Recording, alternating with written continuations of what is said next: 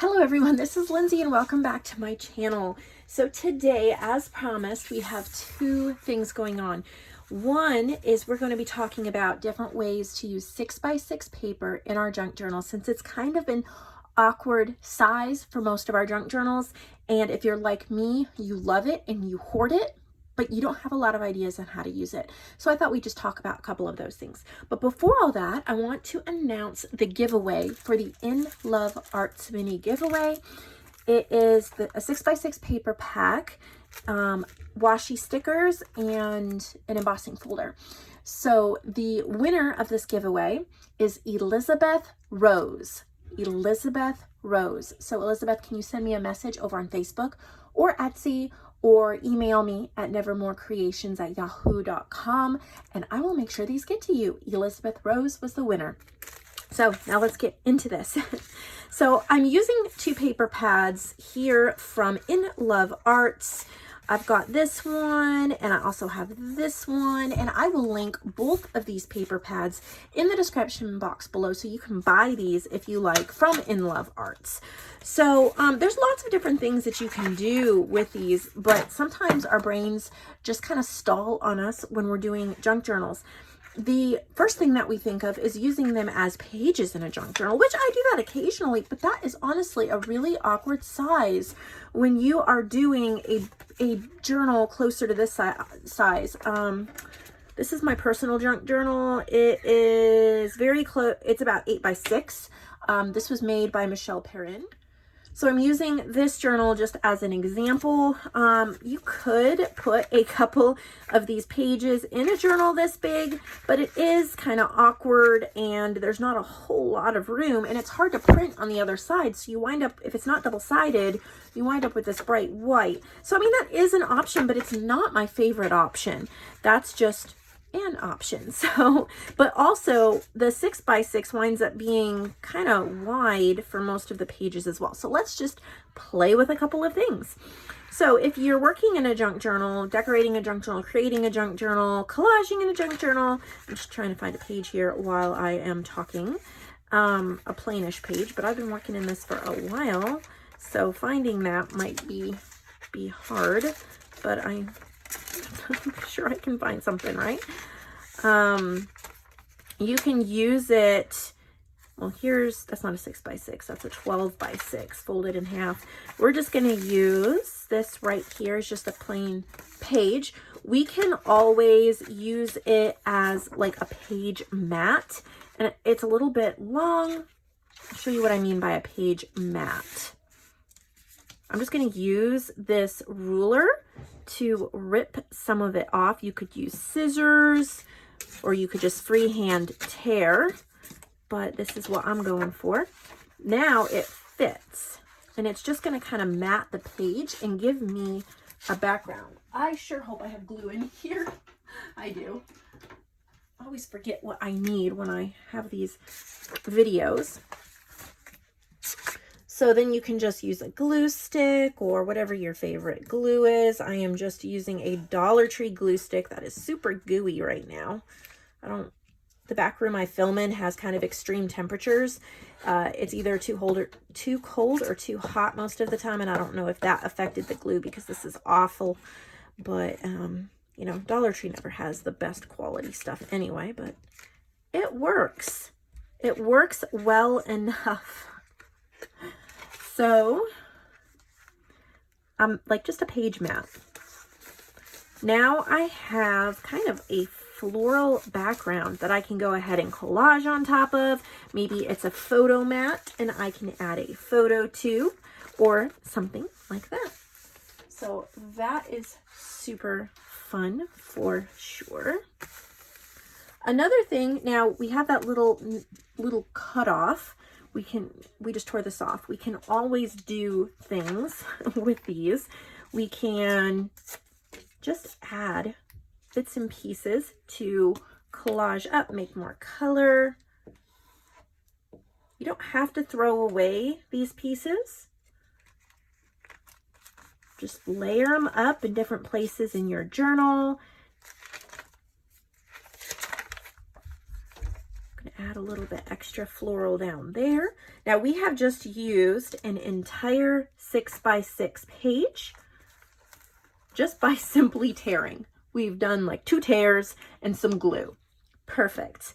And we've already talked about putting in a page.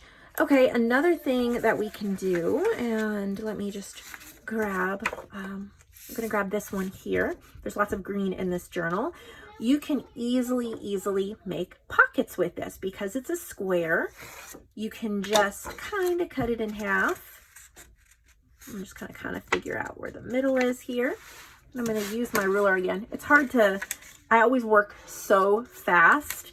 So when I'm trying to make room on this filming surface here in a video, it can be really awkward for me sometimes. And then I'm just going to use my ruler and tear for that texture, but again, you can cut. And now here we have a corner pocket. So I'm going to find a place where I want to add a pocket, and I probably should have gotten more of a blank journal, but that's okay. And if it goes off the page, that's not a problem. I just like to snip a little corner off, and there we go. We have a little pocket. Hopefully my wet glue is working in here, and it is probably not. Whatever glue I leave in here doesn't seem to do well, but we'll try to make it work with this glue stick. Why not? Otherwise I have to pause the video and run and go grab more. So I'm just gonna add glue. This will work fine since I'm not gonna be stuffing the pocket right now, so the glue will have time to dry. I'm just putting glue along the edges that I want sealed, and I'm making a pocket. Now I have a little pocket. It is a perfect size. The print is nice and small and cute. It's not too big. Sometimes the 12x12s, the print is so big by the time you cut it down to fit into a journal, it looks really large. So now I have this cute little pocket, and I can tuck ephemera or other things into it later. That is a wonderful thing. Now I had to cut off this little corner. So what we're gonna do with this is just add some more glue to it and find a little corner to jazz up. Just glue it down. It adds color, texture, and a little bit of cohesiveness throughout the journal as well. So that was really fun. Another super fun thing to do, and I'm going to use this gorgeous paper, is to make tags. Since I'm kind of in the ripping mood, instead of cutting, I'm ripping. I'm gonna rip my tags here. If you rip it down the middle or as close to it as you can get so that you have 2 rectangles about the same size, so they're about 3x6, you have a perfect little tag size. You can cut a little corner off of one, and my trick, and I think I learned this, it might have been from I'm a Cool Mom way long ago. If you flip it to the other side and cut, you're gonna get a pretty even tag. So there's a nice, awesome little tag. You could punch a hole in it. You could stitch around it. You can collage on it. You can journal on the back. You can glue it to coffee dyed paper. There's so many things you can do with a tag. So we're going to find a place in my journal to put this tag. I'm not sure where, but I'll just tuck it in there.